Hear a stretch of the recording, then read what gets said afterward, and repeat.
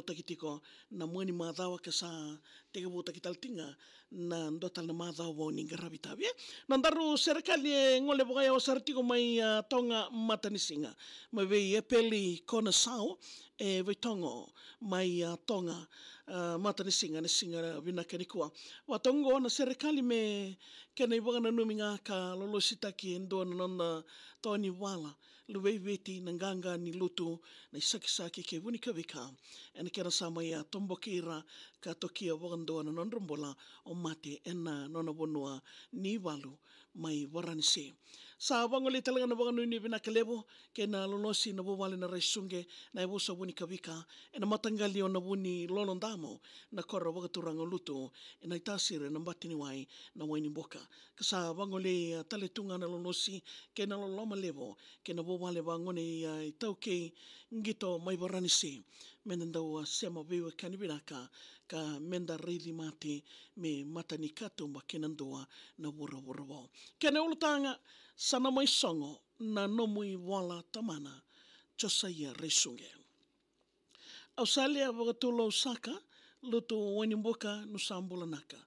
Ambau kere me wagayatu ya tumanda. Ni samai kadhivi ndona isaki se nonda toni wala. E wusa wunika vika au wagatatambo ena kena matangali sainavuni lolondamo. Lewa kavika na kemu idhavo isa tamana no mumbula sa wewe tunga ni wagananano. Te vita wesi walu reisunge na itumbutumbu turanga. Ke merea ni mbola na marama na tinandra. E lubudi ke mami non ratangi langa waka e tale na wani loka na nomunga itamana. Tini ka diwa wawula i duki na singa na amaki. Tini ka ruani singa e marautaki. Ko tando mai kina ki wura-wurani.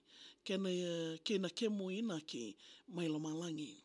Lutu district mai nandua kina walu. La mai wuna hai na wanga ni wuli me sasavo. Kilelin no mo talendi me viri na kena yavo. Ka konda umbole mate en mbudha ni walu. Lewe avitu ni viti mo wakaitavi.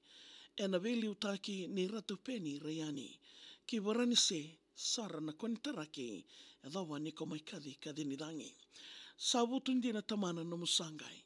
Waraina tatau semba waka mode mai. Ni wanga o mati muri woliani.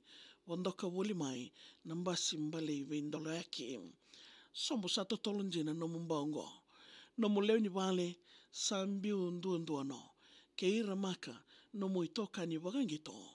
Era tumai ka kusandro. Mai wonota ni arabaka yatu. Ka nduanga na numa e tukuni veyao. Sema vewe kani sandau nomu yavo. Ni kenda iwola e nangui wili ninda samambao. Waisea na yada levu e kinda dalataka. Mosi ni alona tau tukuni rawa. E alo ni vei maliwai kondau kilai kina mata. Itala noa ka wewe ni ngusui mami boli nomu idhamba. Filipo na kosi wawale alon rato e mosi.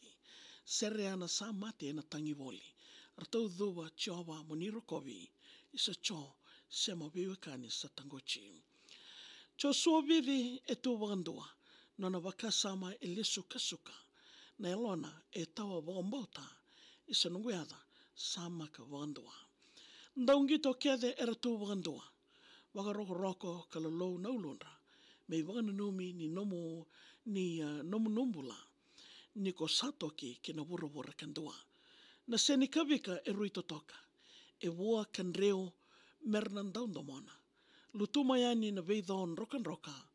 Ngele kina nuko me rosongota. Na koraniloto e wakadhuwa ulo. Na mbimbi ni alo tangi lulubo. Ni samai kadhivi na luwe imbolo. Kuruseti wura kia mui tukutuko. Ilona valet no mundalomani. Rara ni wanga woka me veita waki. Lubudi kei mami na veitangi daki. Musiti no mumbula ena kena kautani. No mumatani wale rau rukuyani. Ranau rale raumate ena tangi. O sawa raiwoki ni veita waki. Mositi rau na no mumaingai. Enda sanganga rataulangata. Me wawina vinaka ni no mumbula tamana. Rokovindo kai kalo o tamanda. Ni ombau I ndewa ni tuku vinaka. Luciana naina mereoni na ngani mo tau tangi ndula na mosi. E lo mo binaka no mbula woli, waka roko kandau soli, isa tamana no mo idodho sama idoki. Saila sa reisunge na tua kamundina, mosi ne loana ka waka isa, tamana so mai tumaraki au kandina, ni tawa lokudi nonda visinga. Leo ni nakarawa turanga na ita, dau kadi waka roko wolinga. Isa tedingu cho no mulenga waka dalaka, ni lewani kalo mino nindua e kila.